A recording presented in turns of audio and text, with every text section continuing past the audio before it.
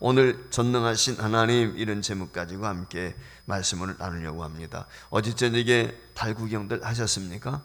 슈퍼 블루문이라고 그래서 굉장히 큰 달, 특별히 8월 한 달 동안엔 음력으로 보름이 2번 들어있어요. 그래서 보름달이 2번 뜨는데 어제 두 번째 뜬 달이 더 크다고 그렇게 이야기합니다.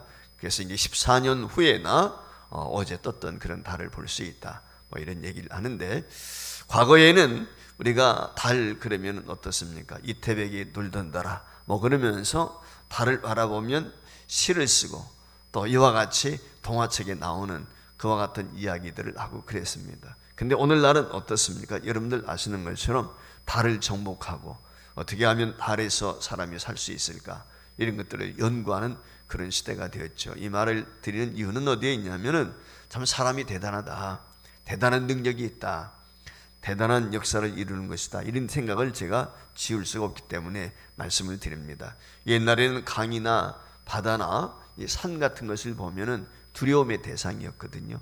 그래서 산을 섬기고 또 바다를 섬기고 강을 섬기는 그와 같은 신들 역할을 하는 그와 같은 일들이 있었는데, 지금은 어떻습니까?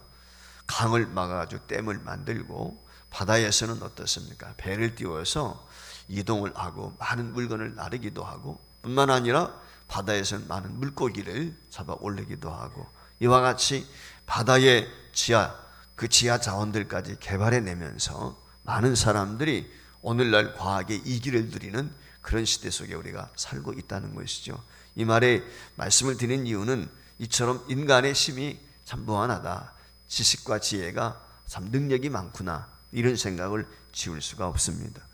옛날에는 병에 걸리면 어떻습니까? 대다수는 어쩔 수 없이 죽어갈 수밖에 없어요. 전염병이 돈다든지 그러면은 하시면 온 마을 사람들이 다 죽어나가든지 옛날에는 그랬단 말이죠. 그런데 요즘에는 어떻습니까? 요즘에는 어지간한 질병은 다 낫는 거예요. 의학이 발달하고 생물학이 발달하고 여러 가지 발달을 가져오면서 수명이 연장되어져서 이제는 120세를 바라보는 그런 시대 속에 우리들이 살고 있습니다. 하늘을 날고 우주 여행을 꿈꾸고 별의별 일들을 다 하는 시대 속에 저와 여러분들이 살아가고 있습니다. 이런 시대 속에서 우리가 생각하는 것은 참 인간이 모든 것을 다 할 수 있겠구나, 이런 생각을 가질 때가 많죠. 그러나 그럼에도 불구하고 우리는 한계 속에 있음을 다시 한번 또 깨닫게 됩니다. 이번에 미국에 어마어마한 허리케인이 또 이게 급습을 했지요. 그 허리케인의 모습을 보면은 우리가 경험하지 못해서 알 수는 없지만은 참 대단하다, 엄청나다라고 하는 생각을 지울 수밖에 없어요. 근본에 우리가 이 태풍이 왔는데, 이 홍수가 왔는데 그것도 우리는 힘들다고 그러는데, 허리케인이라든지 미주 지역이 보면은 토네이도 같은 것들, 이런 것들이 발달해 가지고 이 상륙을 하게 될 때 엄청난 위력을 발휘하지 않습니까? 집들이 막 날아가고 자동차가 날아가고 말이죠. 모든 것들이 무너져 내리는 것을 보면서 또 인간의 한계, 그걸 다시 한번 또 깨닫게 되어지는 것입니다. 요즘에 각종 질병들이 많이 치료가 되어지지만, 그러나 죽음 앞에 자유로운 사람은 하나도 없어요. 모든 사람이 죽음 앞에는 근엄할 수밖에 없고, 죽음의 한계 앞에는 어쩔 수 없는 것이 우리 인간이 아닌가, 이런 생각을 또 한번 가져보게 됩니다. 그런데 이 말씀을 제가 드리는 이유는 뭐냐면은, 그럼에도 불구하고 우리 하나님은 전능하시다, 우리 하나님은 모든 것을 하실 수 있다, 그 어떤 것도 해결하지 못하시는 분이 아니시다 라고 하는 것을 제가 말씀드리고 싶습니다. 여러분 아시는 것처럼 여호수아 12장에 보면은 아말렉과 전투를 벌이게 될 때 하나님께서는 어떻게 하십니까? 여호수아가 선봉장이 되어서 전쟁을 하는데 달이 머물러 있습니다. 해가 머물러 있단 말이죠. 아하스의 일령표도 히스기야 때 어떤 역사가 일어납니까? 질병에 걸려서 하나님께서 치료하는 것을 보여주시는데 그 일령표가 10도로 뒤로 물러가게 되는 거예요. 이런 일이 어떻게 있을 수 있겠어요? 우리 상식적으로 과학적으로는 그게 불가능한 거거든요. 우리가 이 지구라고 하는 것이 자전 공전을 하는데 뒤로 물러갔다? 그게 이해가 안 되는 거죠, 우리로서는. 그런데 성경에 보면 실제 그와 같은 일들이 일어났단 말이죠. 홍해를 갈랐다든지 요단강을 넘어갔다든지 여리고성을 무너뜨렸다든지 갖가지 놀라운 이적들, 그뿐이겠습니까? 나면서부터 안전병이 된 사람, 소경되었던 사람, 각종 질병으로 고통당했던 사람들, 저주의 병이라고 했던 한센병 환자들이 고침을 받는단 말이죠. 놀라운 이적인 것이죠. 사람의 이성으로서는 도저히 이해할 수가 없고 용납할 수 없는, 받아들일 수 없는 그런 놀라운 이적들이 성경에 보면 기록이 되어 있습니다. 그러다 보니까 이 자유주의 신학자, 신신학을 주장하는 사람들, 그 예수님이 행하셨던 여러 가지 이적들을 하나로 설화 또는 가상적인 것, 사람이 지어낸 것처럼 이렇게 이야기하는 경우들도 많이 있습니다. 제가 장신대 다닐 때 교수님 중에 문희석 교수라고 하는 분이 계세요. 하루는 오더니 이분이 굉장히 밝은 표정을 지어서 내가 놀라운 사실 하나 발견했는데, 그것은 모세가 이스라엘 백성들을 애굽에서 데리고 나올 때 홍해 바다를 걷는데 왜 홍해 바다라고 그랬는지 아느냐 그러는 거예요. 이런 홍해라고 하는 말의 의미가 뭘까요? 왜 홍해 바다죠? 홍자가 무슨 홍자예요? 붉은 홍자예요. 붉은 바다라 그 말이죠. 그럼 왜 홍해가 붉은 바다였을까? 이유는 하나, 갈대숲이 많았단 말이죠. 이 목사님이, 이 교수님이 하시는 분이 스위스 바젤에서 공부하시고 오신 분인데 그런 얘기를 하더라고요. 모세가 이스라엘 백성들을 데리고 홍해를 건널 때 갈대숲을 헤치고 나갔다. 갈대숲을 통과했다는 것이죠. 그러니까 바다를 걷는 것이 아니고 갈대숲을 통과했다. 다만 황당한 이야기를 들었던 적이 있었죠. 어떤 신신학자가 한번 시골을 가고 있었습니다. 근데 시골 정자나무 밑에서 성도 한 사람이 성경을 읽고 있었어요. 그때 갑자기 이 신신학자가 지나가는 그때 마침 이 정자에 앉아가지고 성경을 읽고 있던 이 성도가 할렐루야 하면서 큰 소리를 쳤어요. 그래 깜짝 놀래가지고 이 신신학자가, 자유주의 신학자가 이 성도에게 물었어요. 무엇이 그렇게 할렐루야 합니까? 라고 이렇게 물어보니까 그 얘기를 했다고 그래요. 야, 하나님께서 얼마나 능력이 많으신지 그 홍해를 육지와 같이 건넜다는데 놀라웠지 않습니까? 그래서 그 하나님의 은혜 때문에, 능력 때문에 제가 할렐루야 한 것입니다. 그랬어요. 그랬더니 이 신신학자가 빙그레 웃으면서 이 성도에게 그런 이야기를 했다는 것이죠. 사실은요, 그 홍해라고 하는 것이 갈대숲입니다. 조금 전에 제가 문희석 교수, 이미 세상을 떠났겠지만 그분 이야기를 했는데 이와 같이 얘기를 한 거예요. 그러니까 이 성도가 이 신학자의 얘기를 듣고 헷갈리는 거예요. 혼란스러운 거예요. 뭐라고 대답을 해야 될지는 모르겠는 거예요. 그때 자유주의 신학자가 이 성도에게 그 얘기를 던져주고 가는 거예요. 근데 몇 걸음 못 가고 났을 때 갑자기 이 정자나무 아래에서 성경을 읽고 있던 이 성도가 더 큰 소리로 할렐루야 그랬어요. 그래서 이 신신학자가 가다가 말고 되돌아와 가지고 뭐가 그렇게 할렐루야입니까? 라고 이렇게 이야기를 했더니 이 성도가 그런 얘기를 했대요. 조금 전에 선생님께서 제게 홍해라고 하는 것은 이스라엘 백성들이 바다를 걷는 게 아니고 갈대숲을 헤치고 나갔다고 그랬지 않습니까? 그런데 말이죠, 그 이스라엘 백성들을 따라 들어왔던 애굽의 병사들이 그 갈대숲에서 다 몰살을 당했으니 이게 기적 아니고 무엇이겠습니까? 하나님의 능력은 대단하십니다. 그랬다는 거예요. 여러분, 신신학자가 어떤 반응을 보였었는지는 뻔한 것이죠. 그래서 오늘 여기 본문 말씀에 보면 14절에 이런 말씀이 기록이 되어 있어요. 여호와께서 능하지 못한 일이 있겠느냐? 기한이 이를 때에 내가 내게로 돌아오리니 사라에게 아들이 있으리라. 할렐루야. 오늘 아기를 낳지 못하고 있는 89세 된 사라에게 하나님께서 지금 아기를 낳을 것이다. 지금 하나님께서 오늘 여기 17장에 18장에 찾아왔을 때 아브라함의 나이는 99세거든요. 그리고 사라의 나이는 89세란 말이죠. 그런데 내년 이맘때에 내가 아기를 낳는다라고 이렇게 지금 이야기를 하고 있는 것이죠. 이 아브라함과 사라에게는 오랫동안 자식이 없었습니다. 여러분 아시는 것처럼 갈대 우루 하란 땅을 떠날 때 아브라함의 나이가 75세란 말이죠. 당시 75세가 될 때, 그러니까 사라는 65세가 되겠죠. 10살 차이니까. 그 65세가 되기까지 자식이 없었어요. 어쩌면 포기하고 싶은 마음이 있었는지 모르겠습니다. 그런데 그런 이 아브라함과 사라에게 하나님이 나타나셔서 약속의 말씀을 주셨습니다. 그것이 창세기 12장 2절의 말씀이죠. 무엇이라고 하셨어요? 내가 너로 큰 민족을 이루고 내게 복을 주어 내 이름을 창대하게 하리니 너는 복이 될지라. 너는 복의 근원이다. 그렇게 지금 말씀을 했단 말이죠. 그 약속의 말씀을 붙들고 아브라함이 사라가 아버지 친척 고향집을 떠나서 오늘 가나안 땅에 오게 된 것이거든요. 한마디로 말하면 하나님이 약속하신 그 약속의 말씀을 바라보고 하나님이 지시하시는 가나안 땅까지 오게 되었다는 것입니다. 그 가나안 땅까지 오게 된 아브라함을 향해서 어느 날 하나님이 또 나타나시더니 창세기 15장 말씀에 보니까 이 아브라함을 데리고 밖으로 나가시는 거예요. 5절에 보면 이렇게 말씀을 했습니다. 그를 이끌고 밖으로 나가 이르시되 하늘 우러러 무뼈를 셀 수 있나 보라. 또 그에게 이르시되 내 자손이 이와 같으리라. 지금 자식이 없어요. 아기가 없어요. 그런데 자식이 없는 이 아브라함과 그의 아내 사라를 향해서 내 자식이 하늘의 별같이 많을 것이다. 바닷가의 모래와 같이 많을 것이다.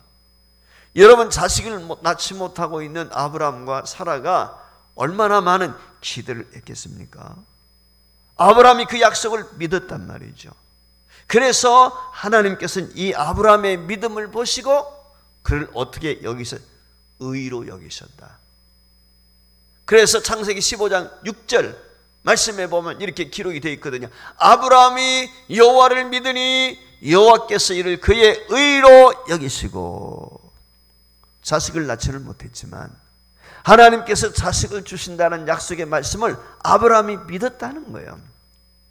그래서 그 믿음을 의로 여기셨다. 이렇게 오늘 본문이 창세기 15장에서 말씀을 했어요. 그로부터 지금 10여 년이 지난 것입니다. 그런데 10여 년이 지난 후에 사라에게 임신의 징조가 없어요. 아기 낳을 기미가 보이질 않는 거예요. 사실 아브라함과 사라는 대단한 믿음을 가진 사람이거든요. 그럼에도 불구하고 1년 지나 2년 지나 10년이 지났어요. 85세가 되었을 때 어떤 생각이 들어요? 사라의 마음속에 하나님이 자식을 주신다고 그랬는데 나는 아닌가 보구나. 나는 아닌가 봐.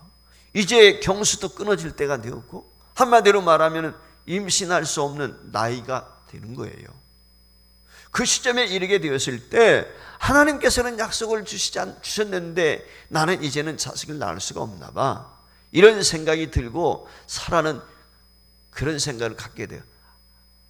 아브라함을 통해서 분명히 하나님이 씨를 주신다고 그랬는데 내가 아닌 다른 여인을 통해서 주시는가 보다. 이런 생각을 갖게 된 거죠. 그래서 어떻게 합니까? 자신의 몸적인 하갈을 통해서 여러분 아시는 것처럼 이스마엘 아들을 얻지 않습니까? 그런데 하나님께서는 다시 나타나셨어요. 그리고 말씀을 하는 것입니다. 사라, 너를 통해서 난 자식이 약속의 자식이야. 아기를 낳지 못하고 있는 사라에게 지금 그렇게 말씀을 하고 있는 거예요. 어쩌면 사라는 자포자기해서 말이죠. 하나님께서 아브라함과 사라를 다시 찾아올 때까지 이 이스마엘이 아브라함의 후사가 되는 것으로 아마 이런 생각을 가졌는지 모르겠어요. 그리고 아브라함 99세, 사라 89세가 된 어느 날 하나님이 찾아오신 것입니다. 오늘 세 분이 찾아오죠. 그 중에 한 분은 하나님이시고 두 분은 천사는 16장 1절, 19장 1절에 가면 분명히 한 분은 하나님이신 것을 말씀을 하고 있어요. 그래서 소돔 고모라 성에 천사들이 두 사람만 들어가게 되죠. 하나님은 가셨고. 무슨 얘기인지 아시겠어요? 하나님이 직접 찾아오신 거예요. 생리가 끊겼습니다. 자식을 낳을 수가 없습니다. 잉태할 수 없단 말이죠. 그런 아브라함에게 오늘 하나님이 말씀합니다. 10절 말씀 같이 보겠습니다. 시작. 그가 이르시되 내년 이맘때 내가 반드시 내게로 돌아오리니 내 아내 사라에게 아들이 있으리라. 할렐루야. 아들 난다. 분명히 이렇게 말씀을 했어요. 남편과 하나님이 지금 대화를 나누는 거예요. 선사와 더불어서 장막 뒤에서 음식을 준비하고 있던 이 사라가 웃습니다. 어떤 웃음이었을까요? 아마 실소였어도 있을 것이고 비웃음이 있을 수도 있을 거예요. 허탈 웃음이 있을는지도 모르겠어요. 아니, 내 나이가 몇 살인데 내가 이미 경수가 끊겼는데 내가 임신한다고 내가 아들을 낳을 수 있다고? 하나님 참 웃기시는 분이야. 아마 이렇게 속으로 생각하는지 모르겠습니다. 충분히 이해가 가죠. 저와 여러분 입장을 한번 바꿔놓고 생각해 보세요. 75세, 사라 나이 65세 때 30여 년 전에, 그렇지 않습니까? 20여 년이 지난 30여 년 전에 말이죠. 29년 전 아니겠어요? 30여 년 전에, 그러니까 몇 살이야? 90세, 25년 전인가요? 그 25, 6년 전에 말이죠. 자식을 주시겠다고 했던 하나님, 지금까지 자식이 없는데, 그런데 지금 어느 날 갑자기 나타나셔서 하나님이 하시는 말씀이 자식을 낳는다? 이미 경수도 끊겼다. 여성으로서의 기능이 사라져 생리가 끊긴 지 오래되었단 말이죠. 그러니까 자식을 임신할 수가 없는 것이죠. 사라가 그 움막 뒤에서 음식을 준비하다가 웃었어요. 근데 하나님을 속일 수가 없잖아요. 14절 말씀 같이 보겠습니다. 여호와께서 능하지 못한 일이 있겠느냐? 기한이 이를 때에 내가 내게로 돌아오리니 사라에게 아들이 있으리라. 하나님께서 웃고 있는 사라에게 분명히 말씀을 하세요. 사라가 웃는다 그러니까 사라가 저 웃은 적이 없습니다. 이삭이라는 이름이 여러분 아시는 것처럼 웃음이란 말이거든요. 그래서 웃음, 하나님께서 나를 웃게 하셨다. 뭐 기쁨이 되겠죠. 기쁨의 웃음. 그래서 이삭이라고 지었는지 모르겠지만은 불가능한 상황 가운데 있었던 이 사라가 여러분 아시는 것처럼 90세에 이삭을 낳았다고 하는 사실인 것입니다. 이것이 하나님의 전능하심이죠. 하나님은 능력이 많으시단 말이죠. 그래서 욥기 23장 말씀에 보면 13절, 14절에 이런 말씀이 있어요. 그는 뜻이 일정하시니 누가 능히 돌이키랴. 그의 마음에 하고자 하시는 것이면 그것을 행하시나니 그런즉 내게 작정하신 것을 이루실 것이라. 이런 일이 그에게 많이 있느니라. 욥이 고난 가운데 있지만 하나님은 작정하신 것, 뜻하신 것을 이루신다. 의심하지 않습니다. 고난 중에도 믿음을 고백하고 있는 거예요. 하나님의 의지와 뜻은 변개되지 않습니다. 이루어지는 것입니다. 당신의 역사를 이끌어 가시는 과정에서 반드시 있어야 하고 해야 할 일이라면은 우리가 상상할 수 없는 일들을 하나님이 하시는 것입니다. 왜? 그분은 전능하신 분이기 때문에. 오늘 저와 여러분이 이 하나님을 믿으시기를 주의 이름으로 축원합니다. 그러면은 이 전능하신 하나님을 저와 여러분이 믿게 될 때 신앙생활에 어떤 모습으로 우리가 살아갈 수 있을까요? 첫 번째, 하나님 앞에서 더 명료한 믿음의 삶을 살 수 있어요. 의심이 아니에요. 확신하는 거예요. 명료하다는 말은 밝다 그 말이에요. 투명하다 그 말이에요. 의심이 없다 그 말이에요. 뭐가 섞인 것이 아닌 것입니다. 참 믿음이 무엇입니까? 참 믿음으로 살면 우리가 살아가는 삶이 투명할 수밖에 없어요. 더 명료할 수밖에 없습니다. 우리가 믿습니다. 하나님을 믿는다고 하면서 믿습니다 하면서 그냥 열심히 기도하는 분들이거든요. 이런 맹신이란 말 들어보죠.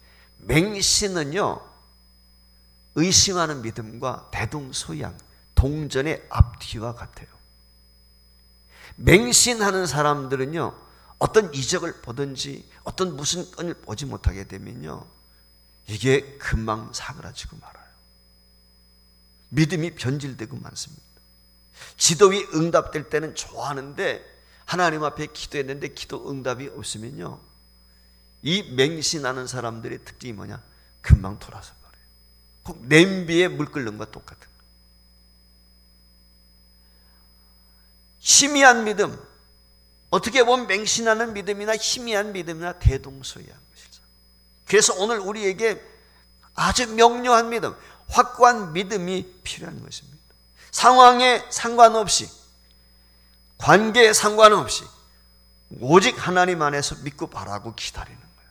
이게 명료한 믿음이다. 저는 그렇게 생각을 합니다. 그러니까 참 믿음을 갖게 되면 어떤 상황, 어떤 처지, 어떤 여건, 어떤 환경에 있어도 흔들리지 않아요. 확고한 것입니다. 이게 명료한 신앙인 거예요. 여러분들의 신앙이 이런 믿음의 소유자가 될 수 있길 주의 이름으로 축원합니다. 두 번째, 참 믿음을 갖게 되면 어떻게 됩니까? 하나님 앞에 순종하게 되죠. 저 사람이 진짜 믿음의 사람이냐 아니냐는 순종 여부를 보면 알 수가 있어요. 믿음이 좋으냐 그렇지 못하냐 무엇을 통해서 가릴 수 있을까요? 순종입니다. 순종이 무엇보다 낫다? 제사보다 낫다. 여러분, 하나님이 기뻐하시는 것이 무엇이겠어요? 예배향이 아니겠어요? 하나님이 예배를 기뻐하신단 말이에요. 근데 그 예배보다 더 기뻐하시는 게 있다는 거예요. 그게 뭐예요? 순종이라는 거예요. 순종. 하나님이 그걸 기뻐하신다는 거예요. 여러분 아시는 것처럼 아브라함이 이후에 순종을 합니다. 명료한 신앙을 가졌거든요. 하나님이 주신 분명한 신앙, 약속의 신앙을 받았. 그러니까 절대 순종을 하는 것입니다.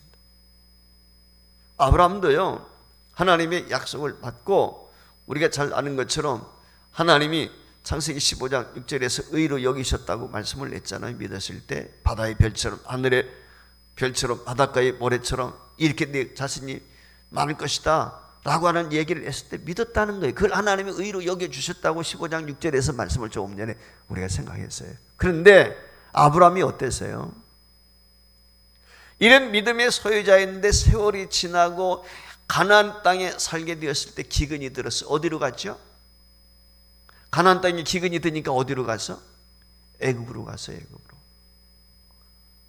애굽으로 가게 되었을 때 이 아브라함이 두려움이 있었어요. 어떤 두려움이에요? 아내에 대한 두려움이. 아내가 아마 미인이었던가 봐. 사라가 예뻤던가 봐요. 그래가지고 사라한테 어떻게 합니까? 당신이 너무 예쁘니까 혹시라도 애굽 사람이 당신을 탐내게 돼서 혹시 나를 해할지 모르니까 나의 누이 동생으로 하자. 누이 동생을 했어요. 어떻게 됐어요? 아내 뺏겼어요. 바로한테. 하나님이 역사에서 다시 돌려받았지만, 근데 이게 한 번뿐이 아니에요. 그랄 땅에 거주하게 되었을 때 또 가뭄이 왔어요. 그때도 마찬가지예요. 그랄 왕한테 뺏겼어요. 왜? 그때도 누이라고 그랬거든요. 부부인데 당연히. 근데 들통이 나죠. 자기들끼리 끌어안고 있는 걸 봤단 말이죠. 그게 들통이 났어요. 하나님께서 돌려주셨으니까 다행이지, 그렇지 않으면 어떨 뻔했어요. 여러분, 아무리 아내가 그와 같이 이야기를 한다고 할지라도 어떻게 하갈 몸종을 통해서 후사를 얻을 생각을 했겠어요? 이게 흔들흔들하는 아브라함의 믿음이었단 말이죠. 그러나 오늘 여기 본문 14절 말씀해 보세요. 다시 한번 14절 말씀 띄워주시면 좋겠는데 뭐라고 그랬어요? 오늘 본문, 여호와께서 능하지 못할 일이 있겠느냐? 기한이 이를 때에 내가 내게로 돌아오리니 사라에게 아들이 있으리라. 오늘 본문 말씀을 받았어요. 불가능한 나이, 지금 99세가 되었어요. 아내는 89세가 되었단 말이죠. 그리고 100세가 되는 해, 아내 90세가 되는 해에 이삭을 얻었습니다.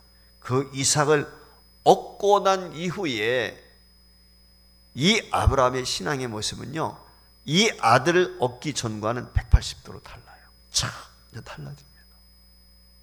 하나님의 이 은혜를 경험한 후에는 아브라함은 절대 신앙, 절대 순종입니다. 그 절대 신앙, 절대 순종이 뭐예요? 여러분 잘 아시는 것처럼 바로 이삭을 번제로 드리는 작물이에요. 하나님께서 어느 날 십수년이 지났는데 나타나셔서 하시는 말씀이, 야, 너 나한테 제단 쌓아. 예, 알겠습니다. 그런데 제물은 내 아들 이삭이야. 그랬어요. 여러분 한번 생각해 보세요. 우리가 그런 생각 가질 수 있잖아요. 아니, 줄 때는 언제고 달랄 때는 또 언제야? 그렇죠? 하나님 입장에, 즉 아브라함의 입장에서 보면 그렇잖아요. 아니, 줄 때는 언제고 또 달라는 거야. 기왕이 그럴 바에는 주지 말던지. 그렇지 않습니까?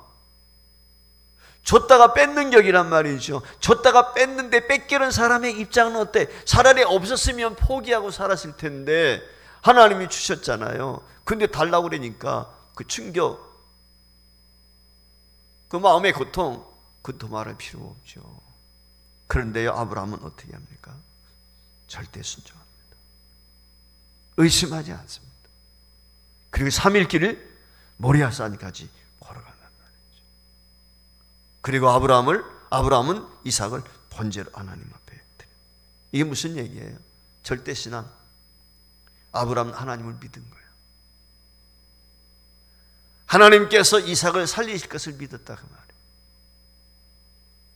무에서 유를 창조하시는 하나님, 그분을 믿었다는 것이죠. 한마디로 말하면 아브라함이 어떤 믿음의 소유자의 온전한 믿음의 소유자가 되었다. 한마디로 그렇게 말씀을 드릴 수 있어요. 이와 같이 온전한 믿음의 소유자는 하나님이 무슨 말씀을 하시든지 순종할 수밖에 없는 것입니다. 오늘 우리 순종의 척도가 우리 신앙의 모습이에요. 네. 우리 믿음의 사이즈하고 순종의 척도하고 정비례하는 거예요. 한마디로 말하면. 그 다음에 세 번째, 이처럼 참 믿음의 소유자는 어떻습니까? 두려움이 없어요. 무서워하지 않습니다. 염려하지 않습니다. 잠시 혼돈은 있었지만 이내 하나님 앞에서 전폭적으로 아브라함이 순종했지 않습니까? 전폭적인 순종하는 사람 앞에는 두려움이 없습니다. 전적으로 하나님 앞에 순종하는 사람에게는 딱 한 가지만 있어요. 그게 뭐냐면 각오입니다. 결단입니다. 하나님, 내가 순종하며 살겠습니다. 이 마음의 소유자에게는 죽든지 살든지 하나님 앞에 내가 헌신하겠습니다. 이런 각오만 있는 것이죠. 각오만. 이게 절대 순종의 사람의 모습인 거거든요. 아브라함이 그렇게 살았단 말이죠. 여러분, 예수 믿는다고 하면서 두려움이 있습니까? 염려가 있습니까? 걱정이 있습니까? 미래에 대해서 의심하고 계십니까? 이런 사람에게는 확고한 신념이 없어요. 흔들릴 수밖에 없어요. 두려워할 수밖에 없단 말이죠. 전능하신 하나님을 바라보게 될 때 그 하나님을 믿는 성도는 확고한 믿음의 소유자가 되는 것이고 절대 순종하게 되는 것이고 어떤 상황, 어떤 형편에 있든지 간에 전혀 두려워하지 않는 것입니다. 감리교의 창시자 그러면 요한 예실례를 아실 것입니다. 요한 예실례가 신대륙, 미국이죠. 조지아의 선교 사역을 하기 위해서 1735년 10월 달에 런던을 출발해가지고 배를 타고 미국으로 갑니다. 배를 타고 미국으로 가게 될 때 1736년 1월 달에 대서양을 횡단하다가 태풍을 만났어요. 큰 태풍을 만나가지고 위기 가운데 처하게 되었습니다. 두려움이 엄습해 왔어요. 배가 침몰할지 모르니까 여기서 죽는 것 아닌가, 그런 두려움이 요한 예실례에게 엄습했다는 것이죠. 그런데 그 풍랑 속에서 배 한편에서 기도하며 찬양하는 한 무리를 발견하게 되었어요. 그게 무엇이냐? 모라비아파 성도들이었어요. 이 모라비아파 성도들이라는 말은 여러분 아시는 것처럼 독일 루터가 종교개혁을 했을 때 그 루터의 신학의 근거에서 신앙생활 하는 사람들이 모라비아파였거든요.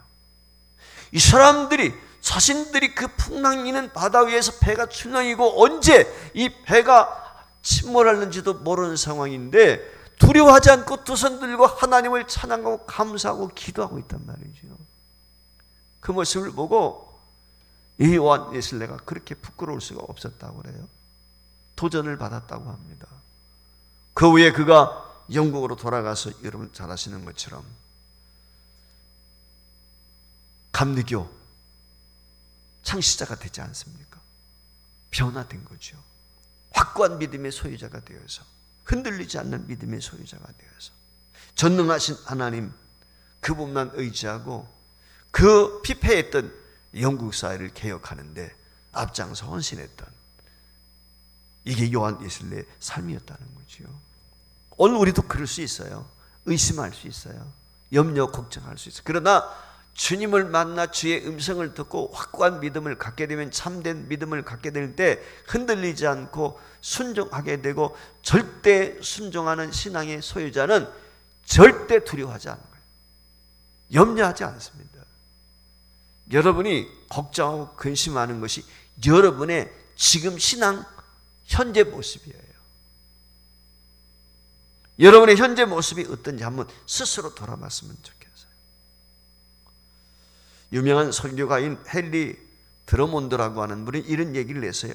하나님의 뜻을 찾는 한 가지 위대한 도구가 있다. 그리고 하나님의 뜻을 이룬 한 도구가 있다. 이것을 우리는 사람들이 이룰 수 없는 것들을 이룰 수가 있다. 이것이 없이는 인간의 노력은 헛수고가 될 것이다. 그런데 이것은 어린 아이도 할 수 있다. 이 도구의 이름은 순종이다. 그랬어요. 하나님은 순종의 사람을 기뻐하세요. 믿음이 있노라 하면서 불순종하는 것은 거짓 믿음이지요. 오늘 저와 여러분이 전지전능하신 하나님, 이 하나님을 전적으로 신뢰할 수 있기를 주의 이름으로 축원합니다. 제가 설교를 타이핑을 하거든요. 타이핑을 하고 이제 정리를 한단 말이죠. 맞춤법은 맞는지. 저는 저만 보는 원고에 있지만 맞춤법이나 이런 면에 있어서도 아주 열심히 가급적 그렇게 하려고 노력을 합니다. 그래서 타이핑을 하고 난 다음에 오자도 나오고 그러잖아요. 수정도 하고 그래요. 근데 설교 준비하다 보니까 전능하신 하나님 타이핑을 했는데 전자에다가 니은이 빠졌더라고. 전능하신 하나님이 무슨 하나님? 니은이 빠지니까 무슨 하나님? 전능한 하나님이 돼버리더라고. 전능한 하나님. 제가 그거 발견하는 순간 깨달았어요. 내가 절대 하나님을 신봉하지 않으면 이게 전능하신 하나님을 믿는 게 아니고 전능한 하나님. 혹시 우리가 전능한 하나님을 믿고 있는 건 아닌지 오늘 이 밤에 다시 한번 돌아봤으면 좋겠어요. 저와 여러분이 믿는 하나님은 전능하신 하나님이세요. 참 믿음, 이 전능하신 하나님을 절대 신봉하는 사람에게는 흔들림이 없어요. 절대 순종하게 돼 있어요. 절대 순종하는 사람에게는 두려움이 없습니다. 베드로를 비롯해서 초대교회 사도들이 절대 순종하잖아요. 감옥에 가는데도 편히 잠자요. 바울과 실라가 복음 전할 때 절대 순종하니까요. 감옥에 갇혔는데 찬송해요. 어떻게 찬송이 나오겠어요? 기쁨이 어떻게 있겠어요? 환난 당하고 곤고를 만났는데도 두려워하지 않는 거예요. 이게 전능하신 하나님을 믿는 성도의 모습인 것이죠. 저와 여러분이 하나님을 믿는지를 믿습니다. 그럼 어떤 하나님? 전능하신 하나님. 여호와, 못하실 것이 없는 무에서 이유를 창조하시는 그 하나님을 저와 여러분이 믿습니다. 이 하나님을 다시 한번 굳게 붙잡고 올 남은 한 해도 유정의 미를 거두고 남은 세례 살아가게 돼. 전능한 하나님이 아니라 전능한 하나님을 통해서 만나다 믿는 성도의 도리를 본분을 다하고 하나님의 살아계심을 간증하며 살아갈 수 있는 믿음의 장부들이 되기를 주의 이름으로 축원을 드립니다.